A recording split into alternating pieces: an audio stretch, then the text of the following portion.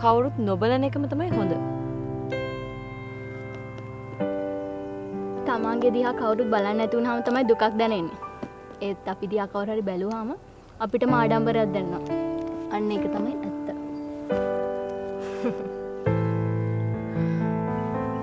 ඔයාලා කියන කතාව ඇත්ත. අද මට ඒක දැනුණා. දැනුණා? මොකක්ද දැනෙන්නේ?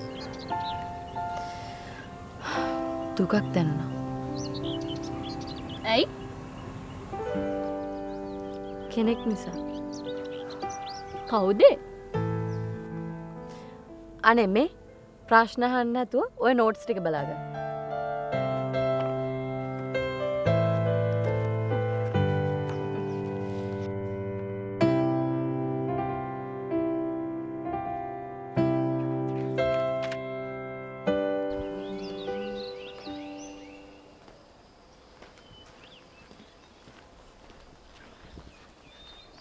හැබං ඔබට කිව්වේ නෑනේ ගෙදර ගිහලා ආපහු හැරලා ගයි කියලා. ගෙදර ගියත් ඉතින් කම්මැලිනේ බා. මං හිතුවා අම්මලා බලන්න පස්සේ යනවා කියලා. හැබැයි පුතෝ ඔබ මගට ගිහිල්ලා ආපහු හැරලා ආපෙක් ගන්න මට සැකයි. ඔබ විශ්වාස කරනවද? මම ගියේ ට්‍රේන් එකේම තමයි සසරිත් ගියේ. කතා කරාද? බා විශ්වාස කරපන් මං ඒ කෙල්ලගේ මූණවත් බැලුවේ නෑ. ඒ මං හිතාගත්තා මචං ආයෙ නම් මං එයාට සෙකන්ඩ් වෙන්න යන්නේ නැහැ කියලා. අන්න හරි. එහෙම හිටපන්. කොල්ලෙක් වගේ වැඩ කරපන්. එයාගේ සල්ලි එයා ගාව. මම නම් කියන්නේ මචං එයාගේ ආඩම්බරකම නැති වෙනකන් බයි පැත්ත පලාතේ බලන්න එපා.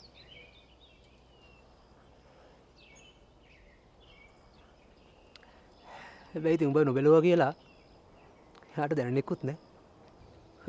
දැනෙන්න ගන්න. එයාට අදම දැනුණා ඒක. ඒ කිව්වේ? මචං මම ට්‍රේන් එකෙන් බෑලා ඉස්සරහට යනකොට මගේ දිහා එන දුකෙන් බලන් හිටියේ. ඔන්න බලපන්කෝ. ඔබ මට බොරුනේ කිව්වේ. ඔබ එයාගේ දිහා බලලානේ.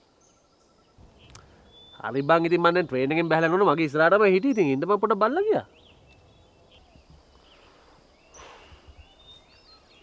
ඇයි බං ආදරය කරනු මෙච්චර බොරු කියන්නේ?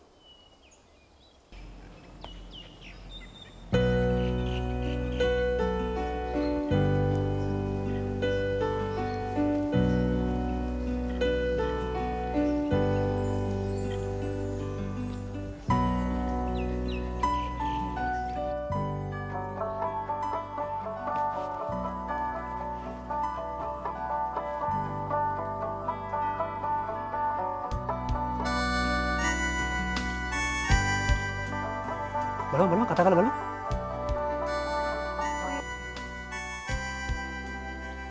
හෙලෝ. හෙලෝ.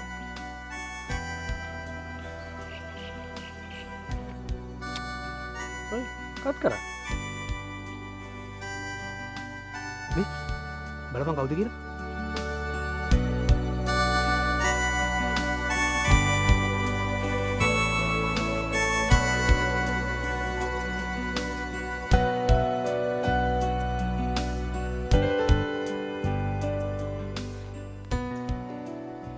කවුරු හරි විහිළු කරනවා? මටත් පේන්නේ ඒ වගේ බං. මේ ඔය ආපු නම්බරේට ඔබ කෝල් බෑක් කරපන්. ගනින්කෝ.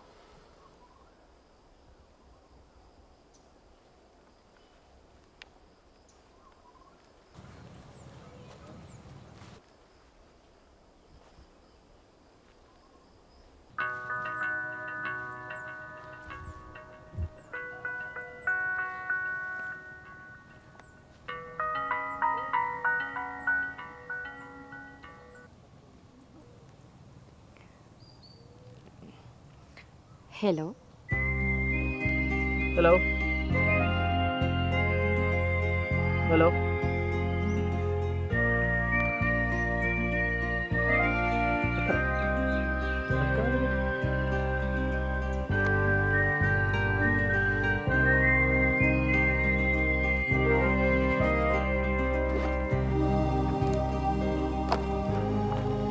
කාටද කතා කළේ?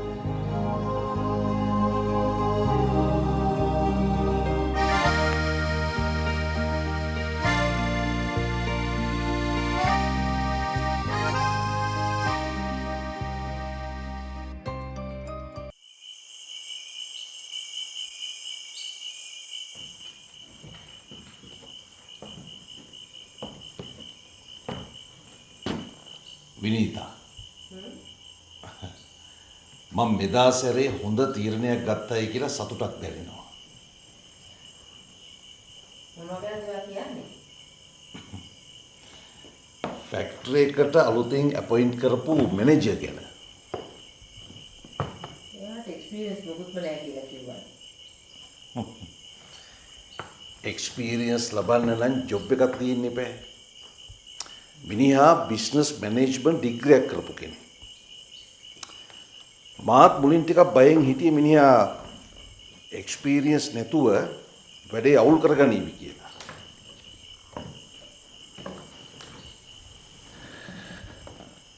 හැබැයි විනීතා මිනිහා නියමෙට වැඩේ කරගෙන යනවා. අනිත් එක මිනිහා බොහෝම අවංක කෙනෙක්. අන්නේ ගතිගුණයටයි මං ගොඩාක් පැහැදුනේ.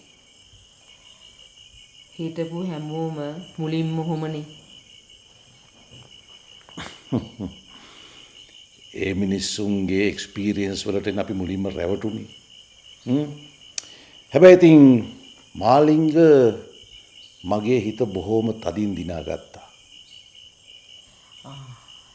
ඒක නෙමෙයි නෝයි.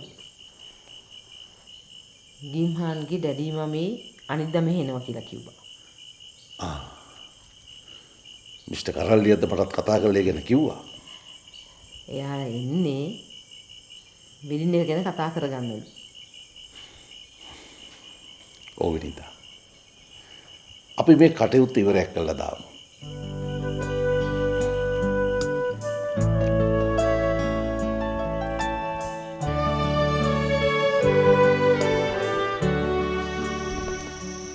මිස්ටර් ලොයිඩ් කියන්නේ ලේසියෙන් මිනිහෙකුට හොඳක් කියන කෙනෙක් නෙවෙයි.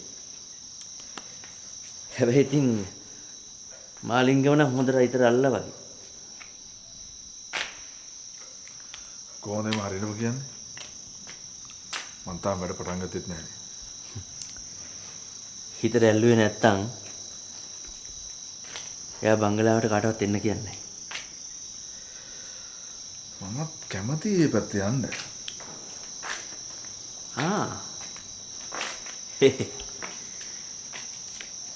පරිස්සමට. ඇයි? බල්ලෝ ඉන්නවද? බල්ලෝ නෑ. කෙල්ලෝ දෙන්නෙක් ඉන්නවා. කෙල්ලන්ට කවුද බය? ඒ වුණාට ඉතින් කෙල්ලෝ නිසා වරදින්න පුළුවන්. වරදින්නේ අපි ඒගොල්ලෝ දිහා බැලුවොත් නේ. ඇයි? මාලිංග කෙල්ලෝ දිහා බලන්න බයද? ඒව නැත්තම් කෙල්ලොන්ට අකමැතිද? බයත් නෑ අකමැතිත් නෑ.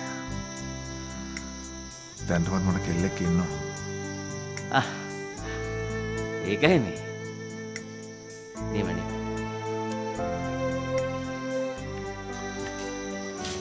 මම එයාව මැරි කරන්න පොරොන්දු වෙලා ඉන්නේ. එහෙනම් ඉතින් බය නැතුව මිස්ටර් ලොයිඩ්ගේ බංගලාවට ගියට කමක් නැහැ.